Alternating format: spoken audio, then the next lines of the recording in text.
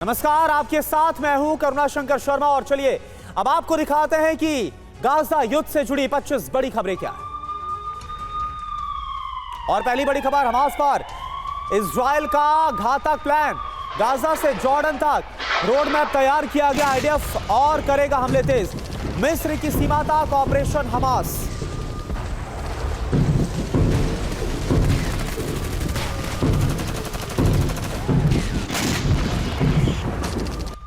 Israeli मंत्री का बहुत बड़ा बयान, उत्तरी गाजा में लंबा चलेगा ऑपरेशन, हालात सामान्य होने में लगेगा वक्त, हमास का अंत हमारा लक्ष्य, गैलेंट की तरफ से यह बयान दिया गया।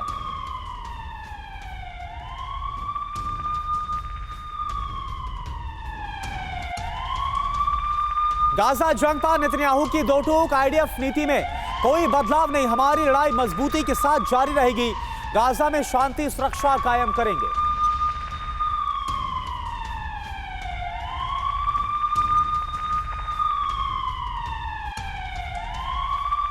गाजा ऑपरेशन में आईडीएफ को बड़ा झटका लगा, हमास से जंग में मारे गए 6 कमांडर मेजर जमाल समेत कई पैरा ट्रूपर्स की मौत हुई।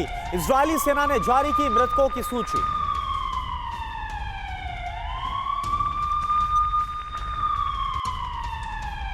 दक्षिणी गाजा में इजरायली हमले से कोहराम मचा है, सड़क से लेकर अस्पताल तक तबाही की तस्वीरें, एक ही परिवार के 27 लोगों की मौत का दावा।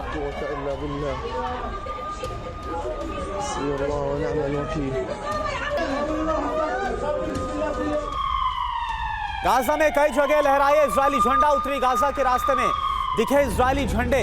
उत्तरी गाजा में हमास का कंट्रोल लगभग खत्म।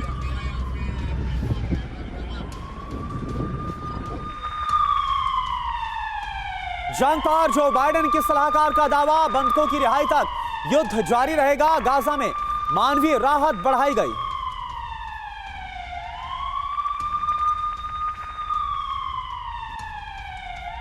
और एक और बड़ी खबर, फिलिस्तीन के तुबास में प्रोटेस्ट, गाजा में इजरायली हमले का विरोध किया गया। नेबलस में भी लोगों ने मार्च निकाला आईडीएफ के खिलाफ, मार्च में शामिल हुए हजारों की संख्या में लोग।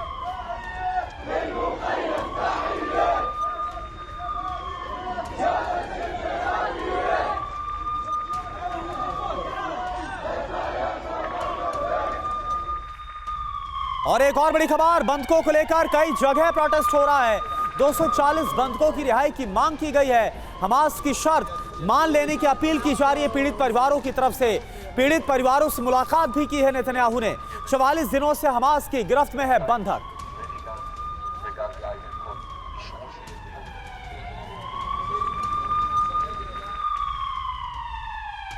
और देखिए एक और बड़ी खबर आ रही है, आईडीएफ के हमले का विस्फोटक वीडियो, हमास के हथियार गोदाम पर हमला, हथियार गोदाम में भयंकर धमाका, कमांडर पोस्ट भी तबाह करने का दावा।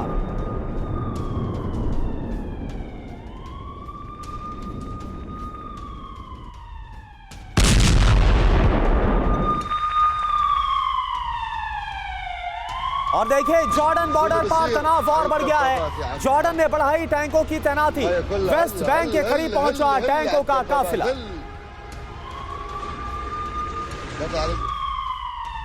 वहीं लेबनान से बड़ी खबर, लेबनान सीमा पर कई मोर्चों पर जंग जारी है, आईडीएफ के खिलाफ हिजबुल्लाह ने झोंकी ताकत, आईडीएफ पोस्ट को दूर से निशाना बनाया गया।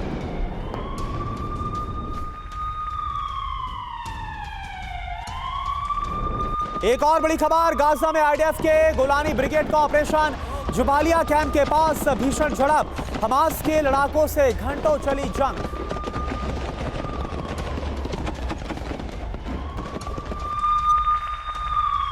साउथ गाजा से खबर, जहां आईडीएफ की स्ट्राइक हुई है, खान यूनिस में भीषण हमला हुआ, हमास के संदिग्ध ठिकानों पर बमबारी की गई।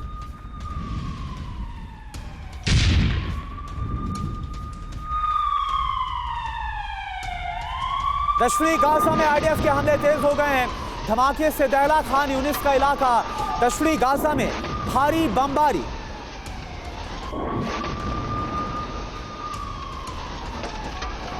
और वहीं फिलिस्तीनी मीडिया का बड़ा दावा, अल-कुद्स अस्पताल पर टैंक से हमला हुआ, इजरायली सेना पर हमले का आरोप लगा।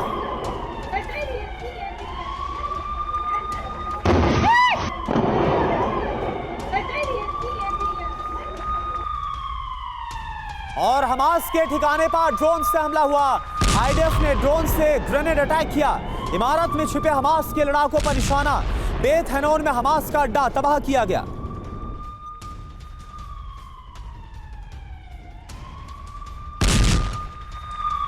और वेस्ट बैंक से खबर, जहां पर बेथलेहम में कार्रवाई तेज हुई है।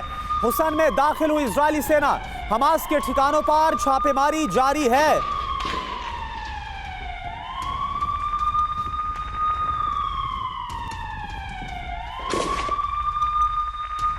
और इजरायली फोर्स और हमास में झड़प तेज हो गई। टुबास में आमने सामने की फायरिंग। वेस्ट बैंक के कई इलाके में कार्रवाई तेज।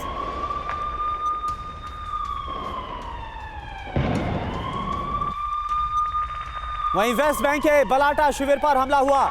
इजरायली सेना ने अल हदा स्मारक को किया तबाह। हमले के बाद अल हदा स्मारक में आग लग गई है।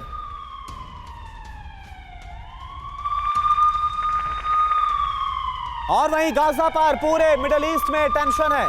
तुर्की इजराइल में और तनाव बढ़ गया है। लेबनान मोर्चे पर भी भीषण युद्ध छिड़ा हुआ है।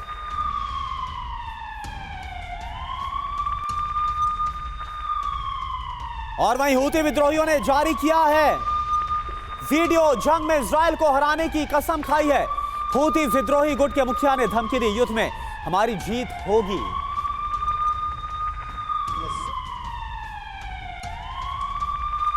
वेस्ट बैंक से खबर, जहां पर भीषण जंग जारी है। आईडीएफ और हमास के लड़ाकों के बीच भीषण जंग हो रही है। जेनिन में हमास ने आईडीएफ पर हमला किया।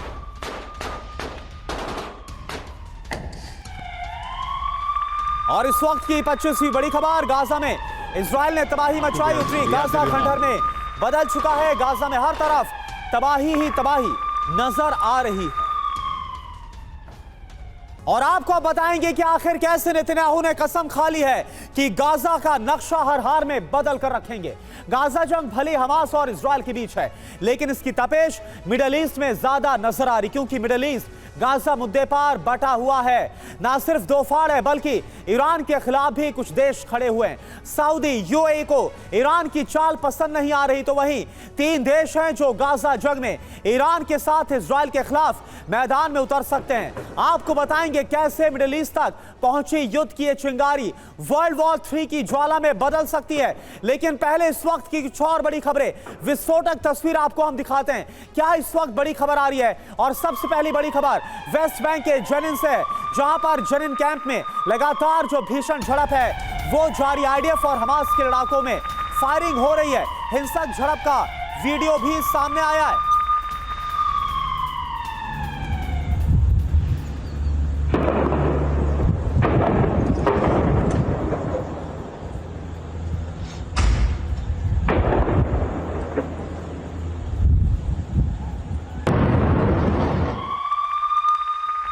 एक और बड़ी खबर, आईडीएफ का हमास के बुनियादी ढांचे पर एक्शन। अबू अली अल गजवी के घर के पास बुलडोजर चला। शिविर में बुनियादी ढांचे को आईडीएफ ने तबाह किया।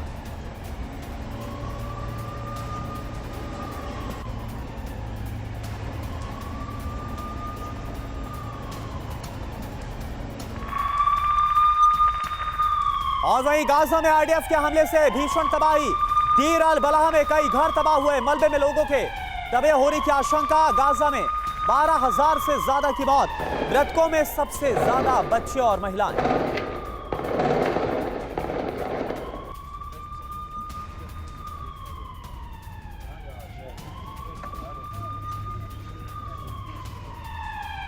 और एक और बड़ी खबर, आईडीएफ और हमास लड़ाकों में झड़प और तेज हो गई है। जेनिन में आईडीएफ का भीषण हमला हुआ। लड़ाके अबू अल हेजा के घर पर फायरिंग की गई, इस पर हमला किया गया और उसकी तस्वीरें भी सामने आई हैं। तो वेस्ट बैंक में लगातार हमला बहुत तेज हो रहा है आईडीएफ का। ये तस्वीरें इस वक्त आपके सामने, जो हमास का लड़ाका अबू अल हेजा, उसके घर के पास फायरिंग की आवाज आप सुनिए।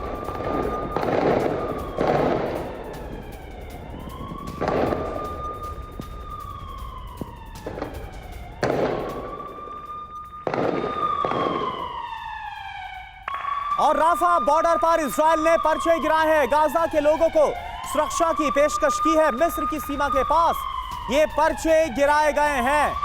तो राफा बॉर्डर जो कि मिस्र के साथ लगता हुआ है, बिल्कुल उसके पास ये तस्वीर आपके सामने। इजरायली एयरफोर्स की तरफ से ये पर्चे गिराए गए और फिलिस्तीनी लोगों की सुरक्षा की बात कही गई है। गाजा के लोगों को सुरक्षा की पेशकश इसके जरिए की गई।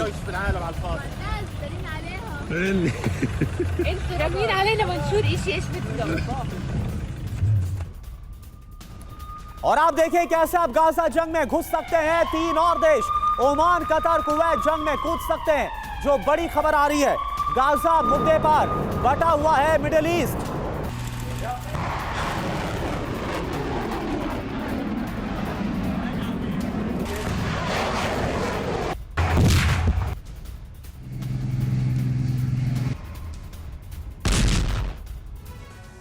और चलिए अब आपको यह बताते हैं कि ईस्ट जो मिडिल ईस्ट है उसका मौजूदा समीकरण क्या बतलाता है। वो कौन से 3 देश हैं जो जंग में एंट्री कर सकते हैं और जो हालात हैं वो और विध्वंसक हो सकते हैं बिग वॉल के जरिए। आप जरा देखिए ईरान के साथ इस वक्त कौन नजर आ रहा है। इराक, सीरिया, यमन का जो हूती ग्रुप है, जो हूती गुट है, विद्रोही है, वो साथ में नजर आ रही। इधर ईरान के खिलाफ कौन है? सऊदी अरब, यूएई और इजराइल। ये जो है वो ईरान के खिलाफ, यानी अगर आप अरब कंट्रीज की बात करेंगे, सऊदी अरब और यूएई की अगर बात करेंगे तो वो भी ईरान के खिलाफ नजर आ रहे हैं। वो ईरान जो कि अरब कंट्रीज में, खासतौर पर मुस्लिम वर्ल्ड में लगातार कोशिश कर रहा है कि कैसे अपना वर्चस्व कायम करे, लेकिन ईरान के भी खिलाफ कई जो मुस्लिम कंट्रीज है वो नजर आ रही हैं। इस बीच एक और बड़ी खबर, जंग के बीच फ्रांस ने अपनी ताकत दिखाई है। फ्रांस ने बैलिस्टिक मिसाइल का टेस्ट किया है। M51.3 बैलिस्टिक मिसाइल का टेस्ट किया है, न्यूक्लियर क्षमता वाली है यह मिसाइल। फिलहाल बिना न्यूक्लियर लोड के इसका टेस्ट किया गया है। तस्वीर आप देखिए।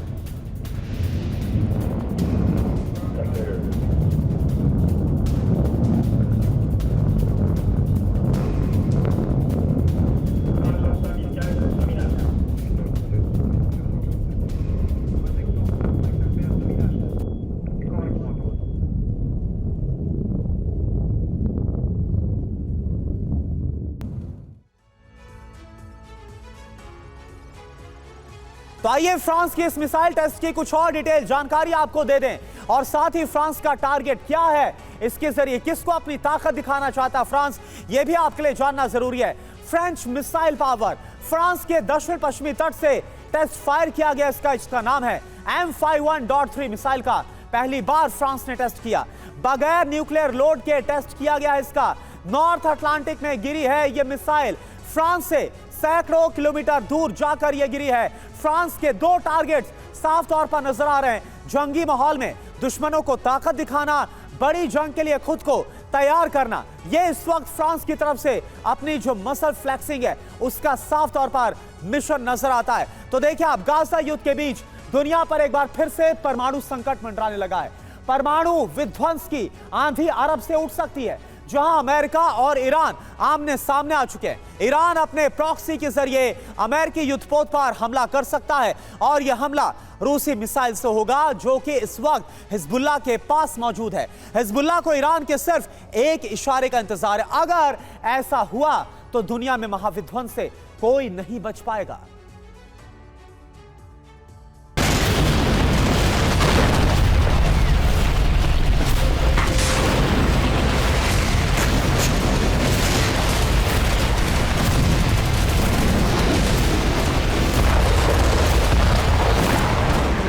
अरब में एटमी बवंडर के सायरन बजने लगे हैं।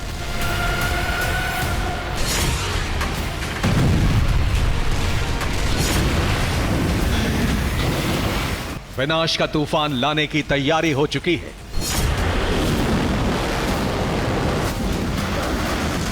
गाजा युद्ध के बीच दुनिया एक बार फिर विनाश की दहलीज तक जा पहुंची है।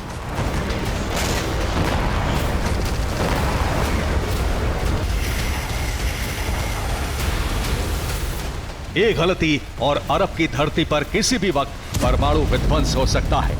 ईरान और उसके प्रॉक्सी अमेरिका को उस विनाश के लिए उकसा रहे हैं जिसका ट्रेलर दुनिया 75 साल पहले देख चुकी है। दरअसल ईरान की तरफ से एक ऐसा बयान जारी हुआ है जो अमेरिका को सीधी सीधी चुनौती दे रहा है। ईरानी विदेश मंत्री हुसैन अमीर ने अमेरिका को धमकी देते हुए कहा, भूमध्य सागर में अमेरिकी युद्धपोतों की तैनाती जंग को बढ़ावा देने वाली है। हमारे क्षेत्र में मौजूद युद्धपोतों की तैनाती अमेरिका को मजबूती नहीं देती।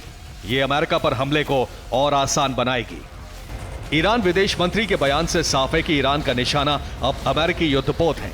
वो युद्धपोत जो इस वक्त भूमध्य सागर में गश्त लगा रहे हैं। और ईरान इन युद्धपोतों को अपनी प्रॉक्सी के जरिए समंदर में डुबोने की तैयारी में है।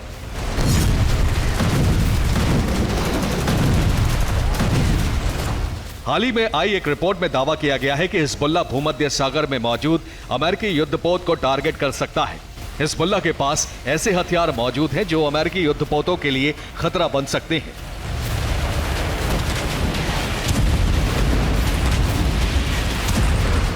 नवंबर की शुरुआत से ही हिजबुल्लाह अमेरिकी युद्धपोतों पर हमले की धमकी दे रहा है। रिपोर्ट में कहा गया है कि ये धमकियां सच हो सकती हैं।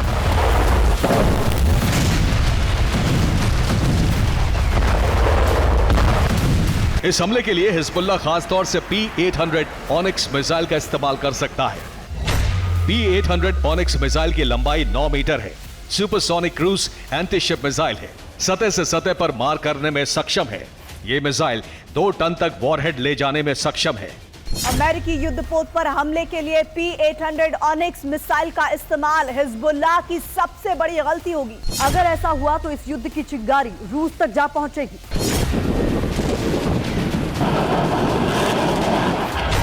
दरअसल P-800 ऑनिक्स एक रूसी क्रूज मिसाइल है। दावा है कि सीरिया के रास्ते ये मिसाइल हिजबुल्लाह के पास पहुंची। हिजबुल्लाह तक मिसाइल पहुंचाने के लिए ईरान ने रूस का साथ दिया। दावा है कि हिजबुल्लाह के इन मिसाइलों के निशाने पर अब अमेरिकी वॉरशिप है। इंतजार है तो सिर्फ ईरान के एक इशारे का।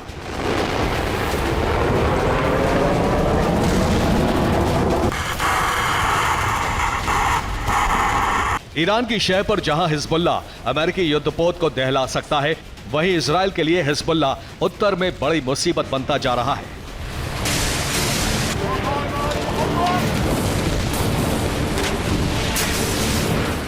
बीते 24 घंटे से हिजबुल्लाह इजराइल के बॉर्डर इलाकों को दहला रहा है। हिजबुल्लाह ने इजराइल पर 18 मिसाइल दागने का दावा किया है। ये मिसाइलें इजराइल बॉर्डर के पास शुमरा, शटुला और मेनारा पर दागी गईं। हिजबुल्लाह के हमलों में मेनारा में 4 इजरायली नागरिकों के घायल होने की भी खबर है। इधर ईरान ने हिजबुल्लाह और गाजा में लड़ रहे हमास लड़ाकों के लिए बड़ा संदेश जारी किया है। यह संदेश ईरानी रेवोल्यूशनरी गार्ड्स के ब्रिगेडियर जनरल इस्माइल कानी की तरफ से जारी किया गया। इस्माइल कानी ने कहा, हम अपने भाईचारे के समझौते पर कायम हैं। ये हमें हमेशा एकजुट करता है।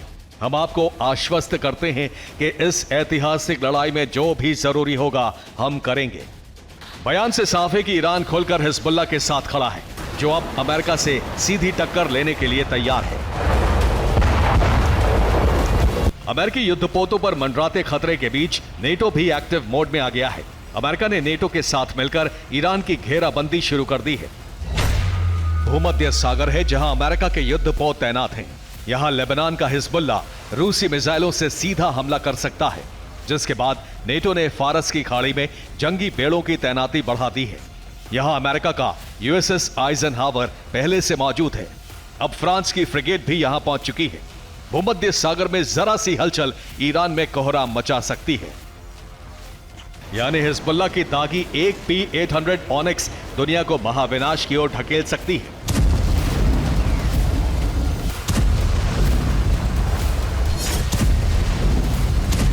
जिससे ईरान से लेकर रूस और अमेरिका के साथ ही सभी नेटो देश भी धधक उठेंगे। Bureau report, TV9 Bharatvarsh. और देखिए एक और बड़ी खबर, ईरान के इजराइल और अमेरिका दोनों को धमकी, मुसलमान मिलकर बदला लेंगे। ईरान की तरफ से यह धमकाया गया है। ईरान के मेजर जनरल सलामी बोले हैं यूएस, ब्रिटेन, फ्रांस अंजाम भुगतेंगे। अभी पूरी क्षमता का इस्तेमाल नहीं हुआ है तो ईरान एक बार फिर से इजराइल और अमेरिका को न सिर्फ धमका रहा है बल्कि उकसाता हुआ नजर आ रहा है।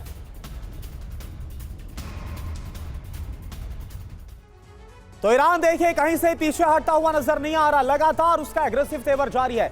ईरान का ऐलान वर्ल्ड वॉर 3 का प्लान है क्या? अब बिग वॉल के जरिए सारी इंफॉर्मेशन मेजर जनरल सलाम हुसैनी की तरफ से क्या कहा गया, क्या हुंकार भरी गई। अमेरिका, ब्रिटेन, फ्रांस जैसे कुछ पाखंडी सरकारें बेगुनाहों की हत्या पर यह जो बयान है वो दिया गया है। अपनी खामोशी से नैतिक रूप से बुरी तरह से हार गई हैं। यह बयान दिया जा रहा है ईरान के मेजर जनरल की तरफ से। मुसलमान गाजा के पीड़ित लोगों का बदला लेंगे, यह भी कहा गया है। और इजराइल को लेकर और क्या कहा गया है, याद देखिए, इजराइल कभी चैन और सुकून से नहीं जी पाएगा, तनाव इजराइल की जिंदगी का हिस्सा बन जाएगा। यह इजराइल को लेकर धमकाया गया है। अभी पूरी क्षमता का इस्तेमाल हमने नहीं किया है, आगे बहुत कुछ होने वाला है।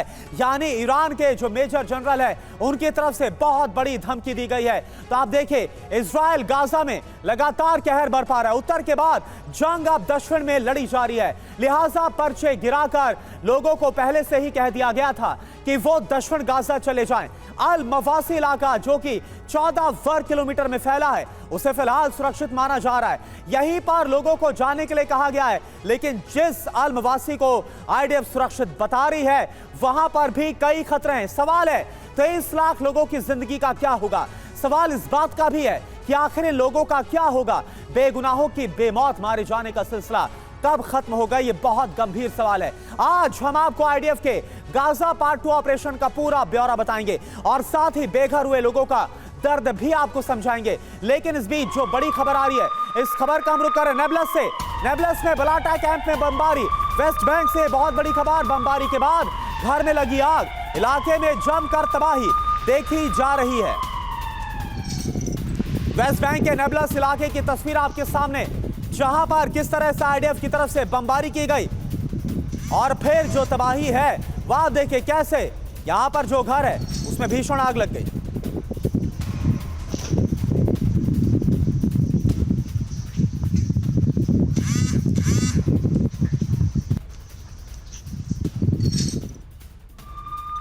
और एक और बड़ी खबर, गाजा में इजराइल ने मचाई है भयंकर तबाही। उत्तरी गाजा खंडहर में बदल चुका है। गाजा में हर तरफ तबाही ही तबाही नजर आ रही, हर तरफ इमारतों का मलबा बिखरा पड़ा हुआ है। गाजा में बर्बादी की नई तस्वीर निकल कर आई। आप देखिए, गाजा में हर तरफ इमारतें आज मलबे में तब्दील नजर आ रही हैं। कोई इमारत ऐसी नहीं है जो कि या तो पूरी तरह से तबाह ना हो गई हो या फिर उसको नुकसान ना पहुंचा हो। ज्यादातर इमारतें इजरायली एयरफोर्स के हवाई हमले में आज खंडहर बन गई हैं, मलबे में तब्दील हो गई हैं, तबाह हो गई हैं। और यही वजह है कि इन हमलों में 12,000 से ज्यादा गाजा के लोगों की मौत भी हुई है। और देखिए, हूती विद्रोहियों को लेकर बड़ी खबर। हूती विद्रोहियों ने एक नया वीडियो जारी किया। जंग में इजराइल को हराने की कसम खाई गई। हूती विद्रोही गुट के हेड ने धमकी दी है, युद्ध में हमारी जीत होगी। हूती विद्रोही अब किस तरह से इजराइल को हराने की कसम, यानी कि डायरेक्ट, अभी तक प्रॉक्सी तौर पर ये इजराइल के खिलाफ नजर आ रहे थे, लेकिन अब देखिए कैसे डायरेक्ट एंट्री की बात कही जा रही हूती विद्रोहियों के हेड की तरफ से।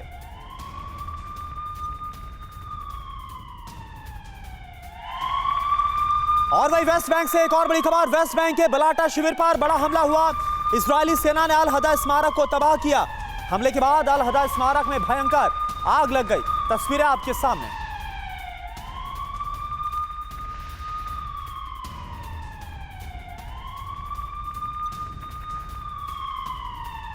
और वेस्ट बैंक से ही खबर है, जेनिन और नेबलस में इजरायली सेना का ऑपरेशन और तेज हो गया है। इजरायली सेना की कई टुकड़ियां इस वक्त वेस्ट बैंक में मूव करती हुई नजर आ रही है। जेनिन में रात भर हमास के ठिकानों पर रेड हुई है।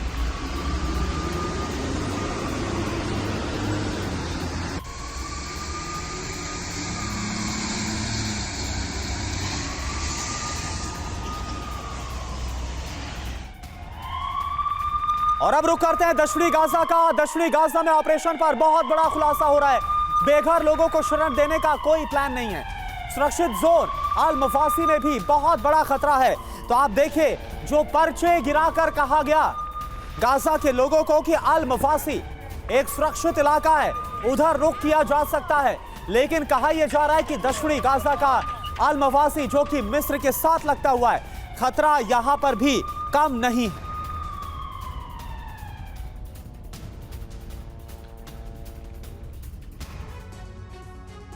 तो अब आपको बताते हैं कि दक्षिणी गाजा में आईडीएफ का पूरा प्लान क्या है, क्या चुनौतियां हैं और कितना बड़ा यह संकट है। अल मवासी को सुरक्षित इलाका बताया जा रहा है। 14 वर्ग किलोमीटर का यह पूरा इलाका है। 12 लाख लोगों को यहां पर शरण लेनी है, लेकिन कई चुनौतियां हैं जो इन लोगों के सामने इस वक्त मुंह बार खड़ी हुई है। चुनौती क्या है? बेहद छोटा इलाका है, 14 वर्ग किलोमीटर का इलाका है। ऐसे में कैसे ये सभी लोग 12 से 13 लाख लोग आ सकते हैं दक्षिणी गाजा के? बेहद छोटा इलाका, बाढ़ का खतरा, भारी बारिश का डर है। तो सवाल यह है कि इतने छोटे इलाके में लाखों लोग कैसे रहेंगे? ना सिर्फ दक्षिणी गाजा के ये 12 लोग, बल्कि 11 लाख तो उत्तरी गाजा से दक्षिणी गाजा की तरफ मूव भी किए, यानी कुल मिलाकर ये संख्या हो जाती है 23 लाख के आसपास। सवाल यह भी है कि कितनी तरह से अब लोग बच पाएंगे। अगर इस इलाके में सिर छुपाने के लिए जगह मिल भी गई तो भी मरना तय है, चाहे इजरायली हमले से या भूख प्यास से, या फिर जिस तरह से अब ठंड बढ़ रही है और वहां पर बाढ़ का भी खतरा लगातार बना रहता है। तो ये जो हालात हैं वो इस वक्त दक्षिणी गाजा में बन रहे हैं आम गाजा के नागरिकों के सामने। उत्तर से दक्षिण से गाजा का विध्वंस लगातार जारी, चाहे उत्तर हो या फिर दक्षिण। हमास के ठिकानों पर इजरायली सेना का बारूदी प्रहार हो रहा है। और आप जानते हैं इस बार आईडीएफ ने मेड इन यूएस यानी कि अमेरिकी विनाशक से गाजा में तबाही मचाई है। लाशों का अंबार वहां पर लगा दिया, ढेर लगा हुआ है लाशों का। यकीन मानिए जबालिया कैंप से खान यूनिस तक इजरायली ब्रिगेड के हमले से खलबली मच गई है। ऐसे में सवाल ये उठता है कि आखिर 1000 किलो वजनी वो विनाशक कौन सा है जिसके चलते गाजा में भयानक तबाही मची है? आखिर क्यों दुनिया उसे स्टूपिड बम के नाम से जानती है? आप देखिए इस रिपोर्ट के जरिए।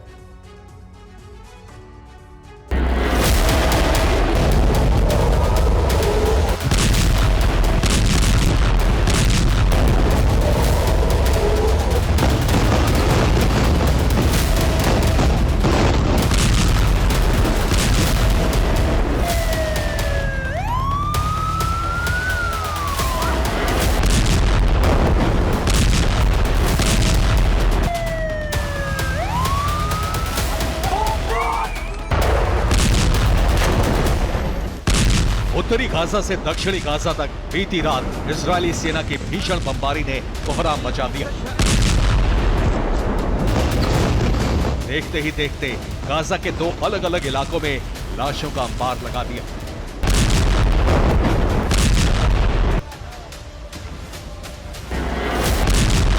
इजरायली हमले के बाद गाजा में दिखाई दे रहा बारूदी गुबार, खंडहर मकान और सफेद कफन में लिपटी लाशों की ये कतार, यकीनन ये मंजर बेहद ही खौफनाक है। जानते हैं बीती रात आईडीएफ ने 2 इलाकों को टारगेट किया। पहला इलाका उत्तरी गाजा का जबालिया कैंप था, जहां आईडीएफ की बमबारी में 50 लोगों की मौत हुई, जबकि दूसरा इलाका दक्षिणी गाजा का खान यूनिस, जहां इजरायली सेना की बमबारी में 26 लोग मारे गए। जानते हैं जबालिया कैंप से लेकर खान यूनिस तक इजरायल की सेना ने किस विध्वंसक का इस्तेमाल किया? वो कौन सा हथियार था जिसके प्रहार से भीषण तबाही मची? लाशों का अंबार लग गया। तो आपको बता दें कि उत्तरी गाजा से दक्षिणी गाजा तक बारूदी बवंडर लाने के लिए इजरायल ने जिस विनाशक का इस्तेमाल किया वो था स्टूपिड बॉम्ब।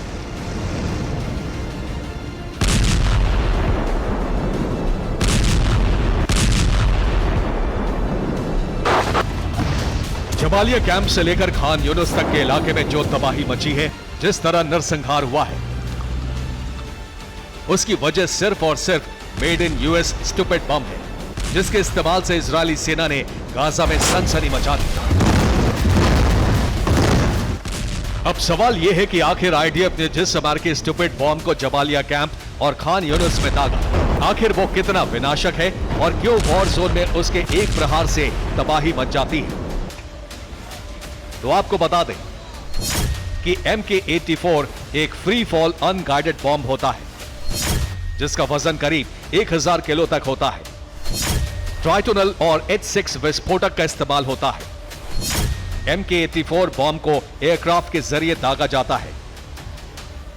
यूएस आर्मी के इस विनाशक को स्टूपिड या फिर डम बॉम्ब इसलिए भी कहते हैं कि आसमान से ड्रॉप करने के बाद यह बम कहां गिरेगा, किस इलाके को अपनी चपेट में लेगा, इसकी जानकारी किसी को नहीं होती।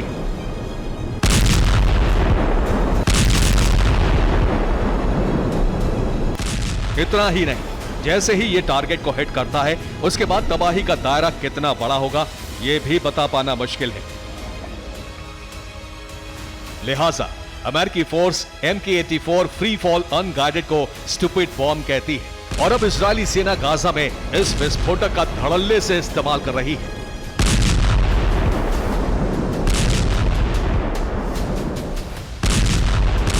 आपको बता दें कि हमास के संपूर्ण खात्मे के लिए IDF अब उत्तरी गाजा के साथ साथ दक्षिणी गाजा पर भी ताबड़तोड़ हमले कर रही है और इसी कड़ी में IDF के टारगेट पर है दक्षिणी गाजा का खान यूनिस इलाका, जिसमें लाखों की तादाद में लोग रहते हैं। वहीं इस इलाके में हमास का भी दबदबा है। ऐसे में IDF ने पहले तो आसमान से पर्चे गिराकर खान यूनिस इलाके को जल्द से जल्द खाली करने की वार्निंग दी और अब भीषण बमबारी की जा रही है।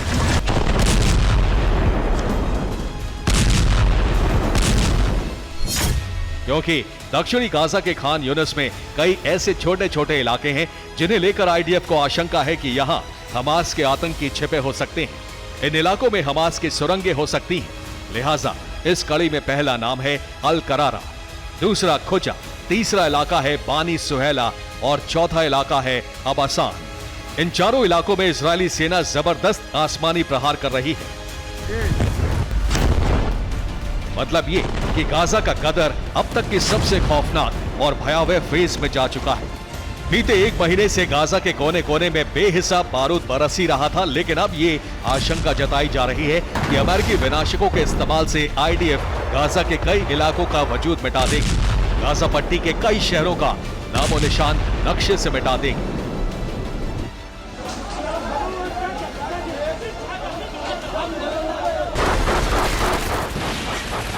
एक तरफ इजरायली सेना गाजा में कोहराम मचा रही है तो दूसरी तरफ गाजा में मौजूद हमास के खुफिया ठिकानों में सर्च ऑपरेशन भी किया जा रहा है। इस तलाशी अभियान में हथियारों के कई बड़े गोदामों को भी पकड़ा गया है। हमास के बारूदी जखीरे पर कब्जा किया गया है।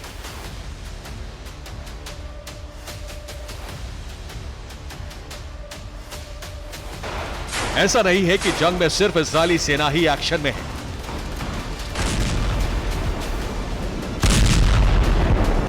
दूसरी तरफ कसाम ब्रिगेड भी इजराइल पर हमले कर रही है। तेल अवीव समेत इजराइल के कई बड़े शहरों पर हमला किया है। इतना ही नहीं, हमास ने दावा किया है कि उसके हमले में इजराइल के 9 सैनिक मारे गए हैं। कई आर्मर्ड व्हीकल और टैंकों को भी तबाह किया गया है।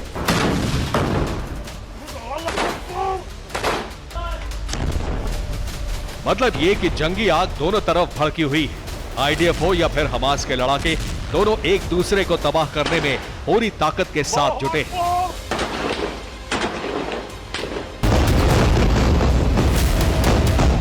Bureau report, TV9 Bharat.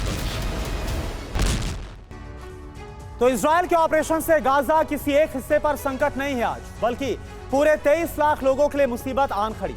Gaza के उत्तरी इलाके में जहां 43 दिनों से विध्वंस जारी है, वहां जंग से पहले 11 लाख थे, जिसमें करीब 10 लाख लोग पलायन कर चुके हैं और अब सिर्फ 1 लाख लोग इस इलाके में मौजूद हैं। तो वहीं गाजा के जिस दक्षिणी इलाके में पहले 12 लाख लोग थे, वहां पर अब करीब 22 लाख लोग हैं।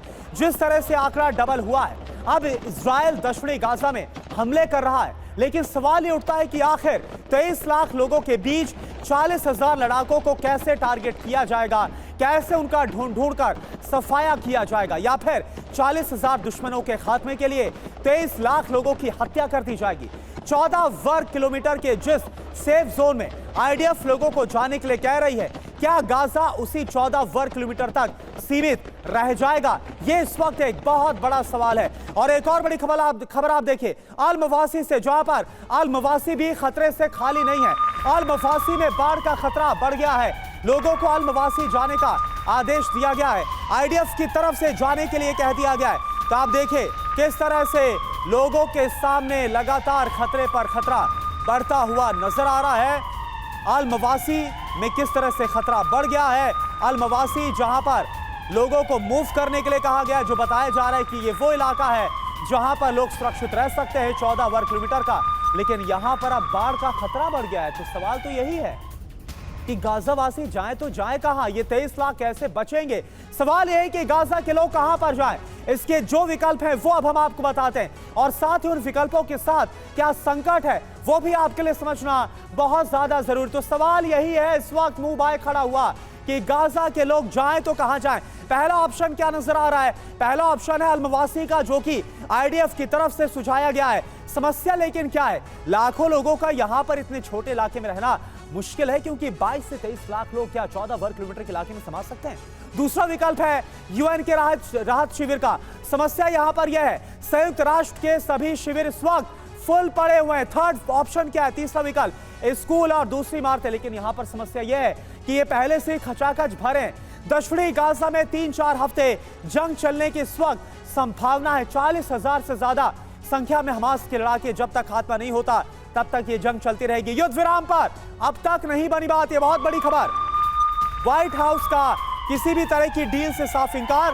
बंधकों पर अभी तक कोई डील नहीं हुई है। तो हमने आपको जिस तरह से खबर इससे पहले दिखाई थी कि बंधकों की रिहाई को लेकर एक डील साइन हो सकती है, एक डील पर बात बनती नजर आ रही है कि करीब 50 की संख्या में बंधकों को छोड़ा जाएगा और 5 दिन के सीजफायर की बात, युद्ध विराम की बात कही गई थी। लेकिन अब यह बयान सामने आ रहा है अमेरिका की तरफ से कि अभी कोई भी डील ऐसी नहीं हो पाई है। तो बंधकों पर क्यों फंसा हुआ है पेच? यह इस वक्त एक बड़ा सवाल है। हमास सभी बंधकों को छोड़ने पर तैयार नहीं है। हमास क्या बोल रहा है? हमास बोल रहा है 50 से 70 बंधक के बदले 3 से 5 दिन का हमें सीज फायर चाहिए। तो हमास की तरफ से क्या कहा जा रहा है? इजराइल क्या बोलता हुआ नजर आ रहा है? ये दोनों इस वक्त पहलू आपके सामने। सभी बंधकों को छोड़ने के लिए हमास तैयार नहीं है, लेकिन इजराइल ये बोल रहा है कि एक साथ सभी बंधकों की रिहाई होनी चाहिए।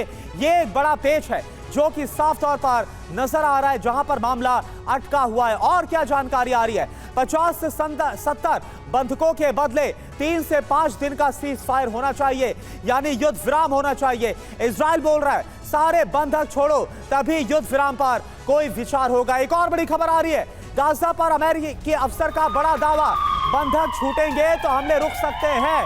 बहरीन के बयान का समर्थन किया गया है। बहरीन ने कहा था सीज फायर के लिए हमास को बंधक छोड़ने चाहिए, तो बंधक अगर छूटेंगे तो हमले रुक सकते हैं। ये बात कही गई है, ये बात बतलाई जा रही है अमेरिकी अफसर की तरफ से। और वहीं बंधकों पर प्रधानमंत्री नेतन्याहू का इजरायली पीएम का बड़ा बयान।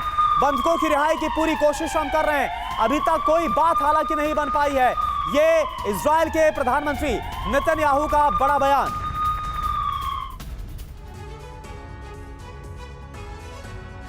तो हमास की कैद में इजरायली बंधक युद्ध का सबसे पेचीदा मुद्दा बन गया है।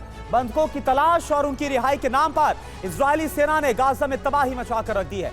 नेतन्याहू ऐलान कर चुके हैं कि जब तक हमास की गिरफ्त में इजरायली नागरिक हैं तब तक गाजा पर बमबारी होती रहेगी। जब तक बंधकों की रिहाई नहीं होती है पूरे गाजा में ऑपरेशन चलता रहेगा। तो सवाल यह है कि क्या बंधकों के बहाने इजरायल को हमास के विनाश का आधार मिल चुका है, और क्या बंधकों की रिहाई आसानी से हो पाएगी? रिपोर्ट आप देखिए।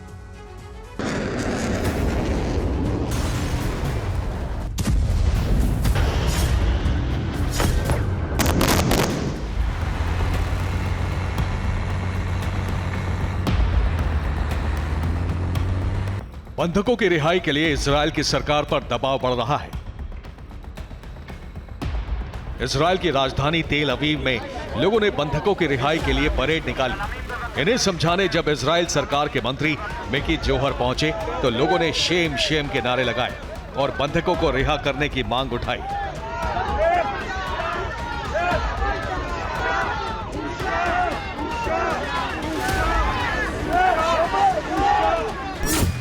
इजरायल सरकार पर बंधकों की रिहाई का दबाव बढ़ रहा है और इजरायल सरकार इस दबाव का रणनीतिक इस्तेमाल भी कर रही है।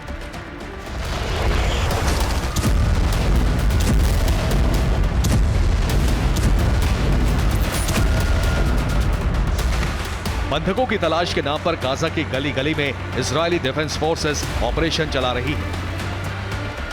उत्तरी गाजा में इजरायल के डिफेंस फोर्सेस का ऑपरेशन करीब करीब पूरा हो चुका है। अब इजरायल की सेना हमास के हथियार गोदाम और ट्रेनिंग सेंटर तबाह कर रही है।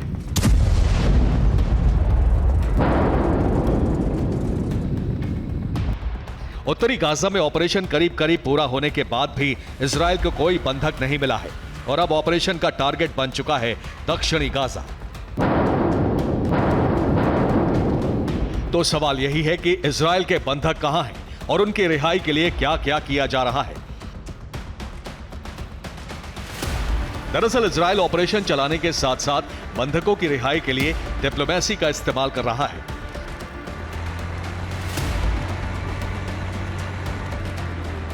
चौदह नवंबर को इजराइल की वॉर कैबिनेट की बैठक हुई। इस बैठक में नेतन्याहू ने अमेरिकी राष्ट्रपति जो बाइडेन से बात की। नेतन्याहू ने अमेरिका से बंधकों की रिहाई का मुद्दा उठाने को कहा। 17 नवंबर को राष्ट्रपति जो बाइडेन ने कतर के अमीर तमीम बिन हमाद अल तहानी से बात की है। बाइडेन ने कहा कि सभी 240 बंधकों की रिहाई बिना देरी की जाए।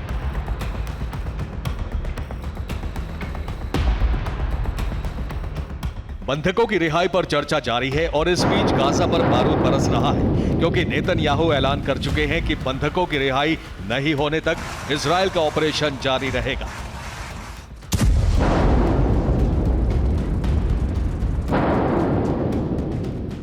बंधक एक तरह से हमास की ढाल है, लेकिन गाजा के लिए काल बन गए हैं। हमास ने बंधकों के जरिए सौदेबाजी की शर्तें रखी हैं।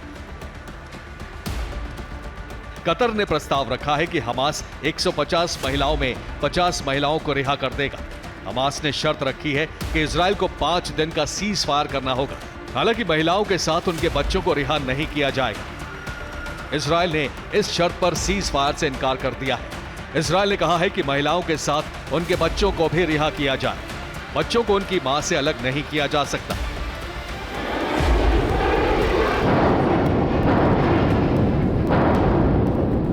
अब बंधकों की रिहाई में पेच मां और बच्चों का है। अगर हमास 50 महिलाओं सहित उनके बच्चों को भी रिहा करता है तो संभावना है कि इजराइल 5 दिन के लिए सीज फायर लागू करे। लेकिन अगर हमास राजी नहीं होता है तो गाजा में इसी तरह विनाश जारी रहेगा। Bureau report, TV9 Bharatvarsh. और देखिए दक्षिणी लेबनान से बड़ी खबर। दक्षिणी लेबनान बॉर्डर से भीषण हमला हुआ है। हिजबुल्लाह रॉकेट और मैनपैड से लगातार हमले कर रहा है। इजरायली ठिकानों पर ताबड़तोड़ हमले किए गए। हिजबुल्लाह ने जारी किया हमले का ताजा वीडियो।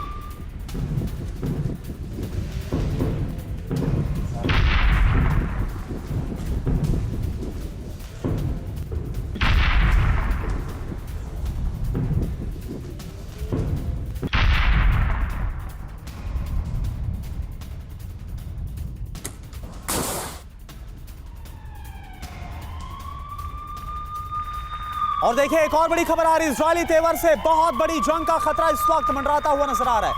दक्षिणी गाजा में ऑपरेशन पर बड़ा सवाल छिड़ा हुआ है। इजरायली कार्रवाई से कई देश असहज हैं। अब दक्षिणी गाजा में ग्राउंड ऑपरेशन की तैयारी है, यह साफ नजर आ रहा है।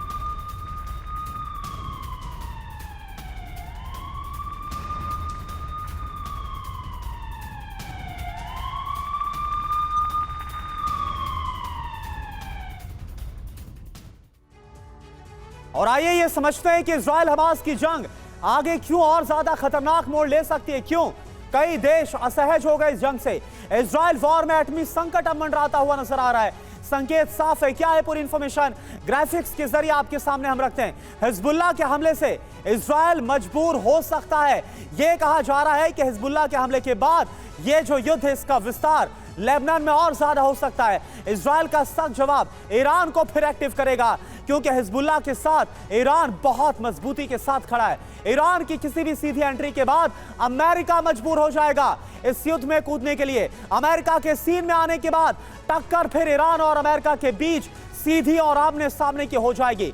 मिडिल ईस्ट में पहले से ही भारी अमेरिकी सैन्य बल की तैनाती, ऐसे में वर्ल्ड वॉर के छिड़ने का खतरा काफी हद तक बढ़ जाएगा। और आप समझिए कि आज के दौर में अगर वर्ल्ड वॉर, तो इसका अंजाम एटमी युद्ध में तब्दील हो सकता है। एक और बड़ी खबर, गाजा में आईडीएफ के गोलानी ब्रिगेड का बड़ा ऑपरेशन। जबालिया कैंप के पास भीषण झड़प हुई। हमास लड़ाकों से घंटों चली जंग। आरपीजी फायरिंग को मुंहतोड़ जवाब दिया गया। हमास के कई लड़ाकों के मारे जाने का दावा किया गया।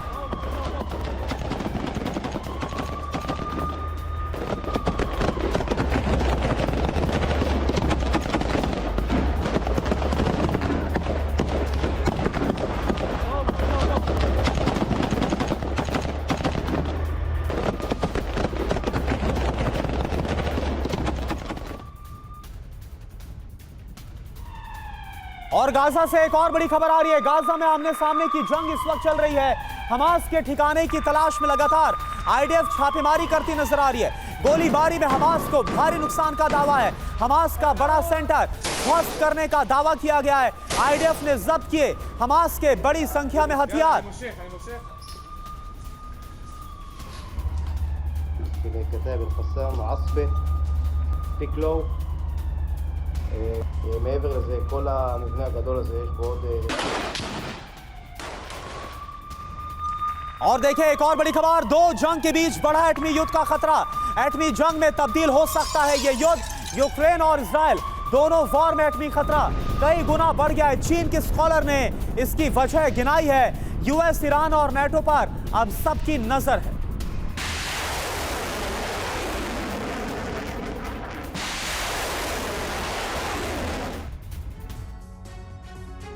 और आइए समझते हैं कि चीन के जाने माने स्कॉलर हुआंग रेनफेई ने क्या कहा अपने एनालिसिस में और क्या बातें बताई हैं आने वाले खतरे को लेकर। नेटो और रूस में जंग शुरू हो जाए, यह पहली स्थिति साफ तौर पर नजर आ रही है, जो कि हुआंग रेनफेई, जो कि चीनी स्कॉलर की तरफ से कहा गया।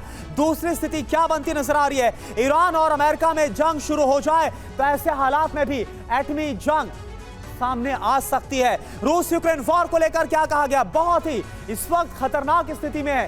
20 महीने से भी ज्यादा का वक्त हो गया है। और इजराइल हमास वॉर को लेकर कहा गया कि यह भी बहुत खतरनाक हालात में है।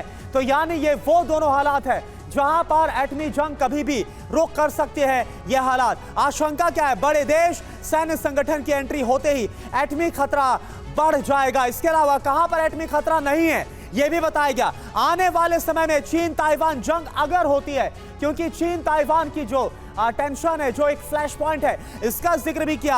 अब वजह क्या है, चीन ऐसा गैर जिम्मेदारी भरा कदम नहीं उठाएगा। हालांकि चीन कितना जिम्मेदार है वो तो पूरी दुनिया जानती है। और बोल कौन रहा है, चीनी स्कॉलर ही ये बोल रहे हैं कि चीन ऐसा गैर जिम्मेदार नहीं है। खैर, पूरी दुनिया को इस बात पर कितना विश्वास होता है ये बात अलग है, चीन वाली जो बात कही गई। लेकिन हाँ, ये जरूर है कि जो खतरा है वो परमाणु युद्ध का लगातार बढ़ता हुआ नजर आ रहा है, क्योंकि दोनों तरफ, दोनों फ्रंट्स में जो युद्ध है वो बहुत विकराल हो रहा है। गाजा को लेकर ग्लोबल विरोध प्रदर्शन थम नहीं रहा। दुनिया भर में फिलिस्तीन समर्थकों के बीच इजराइल के खिलाफ गुस्सा बढ़ता हुआ नजर आ रहा है। अरब से लेकर अमेरिका तक लोग गाजा के समर्थन में सड़कों पर उतर आए हैं और गाजा पर इजराइल की बमबारी का विरोध कर रहे हैं। रिपोर्ट आप देखिए।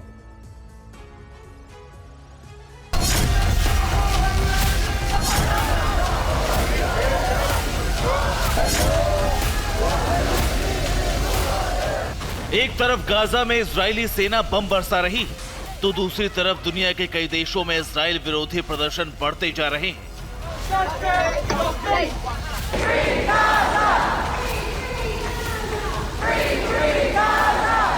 ईरान और जॉर्डन से लेकर अमेरिका और ऑस्ट्रेलिया तक फिलिस्तीन समर्थक लोगों का आक्रोश बढ़ता जा रहा है। ABC and the Guardians, why they didn't talk about that? Gaza को लेकर दुनिया भर में प्रदर्शन हो रहे हैं। फिलिस्तीन समर्थकों का गुस्सा गाजा को लेकर बढ़ता जा रहा है। अरब से लेकर यूरोप और अमेरिका तक फिलिस्तीन समर्थक लोग गाजा के साथ एकजुटता दिखाने के लिए लगातार प्रदर्शन कर रहे हैं। जॉर्डन में गाजा को लेकर विरोध प्रदर्शन पिछले 1 महीने से जारी है। हाथों में झंडे, बैनर और पोस्टर के साथ जॉर्डन में फिलिस्तीन समर्थकों का गुस्सा इजराइल के खिलाफ बढ़ता ही जा रहा है।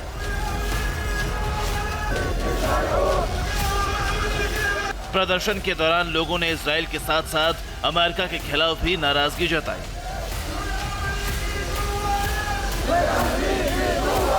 फिलिस्तीन समर्थकों का विरोध प्रदर्शन ईरान में भी बढ़ता जा रहा है।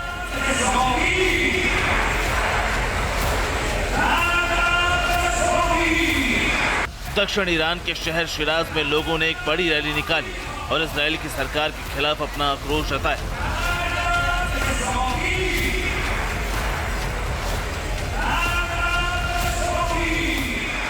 न सिर्फ मुस्लिम मुल्कों ने बल्कि गैर मुस्लिम देशों में भी फिलिस्तीन समर्थक गाजा के सवाल पर लगातार सड़कों पर निकल रहे हैं और मार्च निकाल रहे हैं।